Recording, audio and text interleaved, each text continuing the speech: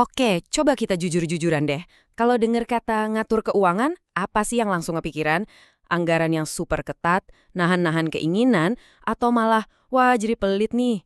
Sering banget kita lihatnya kayak beban. Tapi, gimana kalau saya bilang, ngelola uang itu justru bentuk penghargaan diri yang paling tinggi? Nah, ini dia nih pertanyaannya. Banyak banget dari kita yang kejebak mikir kalau hidup hemat itu sama dengan hidup sengsara. Di sini kita bakal buktiin kalau itu salah besar. Justru sebaliknya, mengelola uang dengan bijak itu kunci buat hidup yang lebih kaya. Dan ini bukan cuma soal kaya harta aja. Jadi, ini dia peta perjalanan kita. Pertama, kita bongkar dulu mitos-mitos yang ada. Terus, kita bangun cara pandang yang baru. Abis itu, kita bedah 7 prinsip praktisnya. Dan terakhir, kita lihat hasil akhirnya yang, wow, luar biasa. Oke, kita mulai dari bagian pertama, mitos umum.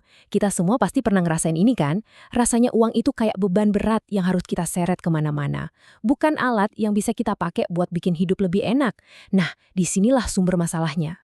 Disinilah letak salah kaprahnya. Kita mikir kita harus membatasi kesenangan, padahal kenyataannya kita justru lagi meningkatkan kualitas hidup. Kita pikir kita harus selalu menahan diri, padahal yang kita bangun itu rasa aman. Dan yang paling penting, kita pikir ini soal jadi pelit, padahal ini adalah cara terbaik buat menghargai setiap tetes keringat kita. Terus, gimana caranya ngebalikin cara pandang ini? Jawabannya ada di bagian kedua. Kita ubah fokusnya. Bukan lagi soal pembatasan, tapi soal penghargaan. Ini adalah mindset shift yang bakal mengubah segalanya. Ini dia intinya. Coba dibayangin, setiap rupiah yang kamu punya itu adalah hasil dari waktu, energi, dan keahlian kamu. Jadi, ngelolanya dengan baik itu bukan soal ngehukum diri sendiri, tapi justru soal menghormati semua pengorbanan yang udah kamu lakuin buat dapetin uang itu. Jadi, uang itu bukan lagi sekedar alat buat jajan atau belanja. Uang itu jadi kunci. Kunci buat rasa aman, kunci buat kebebasan, dan kunci buat kesempatan-kesempatan baru. Kalau kita lihatnya kayak gini, pertanyaan beli atau enggak ya, itu berubah jadi, apakah ini bakal ngebawa gue lebih dekat ke tujuan hidup gue? Oke, konsepnya sih keren ya, tapi prakteknya gimana? Nah, bagian ketiga ini adalah panduan praktisnya, 7 prinsip bijak buat ngubah teori penghargaan diri ini jadi tindakan yang benar-benar nyata. Yap, ada 7 langkah kunci, 7 kebiasaan yang kalau kita terapkan bakal mengubah hubungan kita dengan uang selamanya. Ini dia petanya. Mulai dari nentuin prioritas, nabung duluan, sampai menikmati hasil kerja keras dengan kesadaran penuh. Setiap poin ini tuh kayak pilar buat ngebangun fondasi keuangan yang kokoh banget. Yuk kita kupas satu-satu. Prinsip pertama, niat. Sebelum buka dompet atau klik check out, berhenti sebentar. Tanya ke diri sendiri. Ini beneran butuh atau cuma lapar mata aja? Ini bukan soal pelit loh. Tapi soal mastiin setiap rupiah yang kita keluarin itu bener-bener sepadan sama usaha kita buat dapetinnya. Ini bener-bener game changer. Lupakan deh konsep nabung dari sisa gaji. Bayar diri kamu sendiri duluan. Begitu terima gaji, langsung potong buat tabungan. Ini adalah pesan paling kuat yang bisa kamu kasih ke diri sendiri.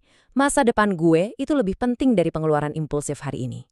Prinsip ketiga, hati-hati sama utang. Terutama utang buat barang yang nilainya cepat banget turun, kayak gadget terbaru atau baju yang lagi ngetren. Itu sama aja kayak ngegadain kerja keras kita di masa depan cuma buat kepuasan sesaat. Tapi tunggu dulu, ada pengecualiannya. Nah, ini bedanya. Ada yang namanya utang produktif, ini tuh investasi buat masa depan. Misalnya, buat biaya pendidikan atau modal usaha yang nantinya bisa nambahin pemasukan. Terus, ada utang konsumtif yang ya cuma nguras kantong buat hal-hal yang nggak bertahan lama. Satunya ngebangun, satunya lagi ngancurin. Pilih yang mana? Nyatat pengeluaran emang kedengerannya agak ribet ya. Tapi, coba deh anggap ini sebagai latihan mindfulness finansial. Ini bukan soal ngejudge diri sendiri, tapi soal jadi lebih sadar. Dengan tahu kemana aja uang kita pergi, kita ngasih sinyal kalau setiap rupiah dari kerja keras kita itu berarti. Gini, nabung itu penting, kayak kita nyimpan benih. Tapi benihnya nggak bakal tumbuh kalau cuma disimpan. Nah, investasi itu adalah cara kita menanam benih itu supaya bisa tumbuh jadi pohon uang. Setiap investasi, sekecil apapun itu, ibaratnya surat cinta yang kamu kirim buat dirimu di masa depan. Anggap aja ini kayak check up finansial rutin. Kamu kan nggak nunggu sakit parah dulu baru ke dokter, ya kan? Sama kayak keuangan. Coba deh dicek secara berkala buat nemuin kebocoran-kebocoran kecil, kayak langganan aplikasi yang udah lupa, sebelum semuanya jadi masalah besar. Dan ini dia prinsip terakhir, yang mungkin paling penting. Nikmati hasilnya. Menghargai uang itu bukan berarti hidup menderita, malah kebalikannya. Ini soal gimana kita bisa keluarin uang secara sadar buat pengalaman yang benar-benar memperkaya hidup.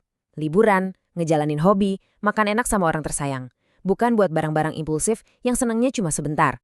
Jadi, setelah semua usaha ini, apa sih imbalannya?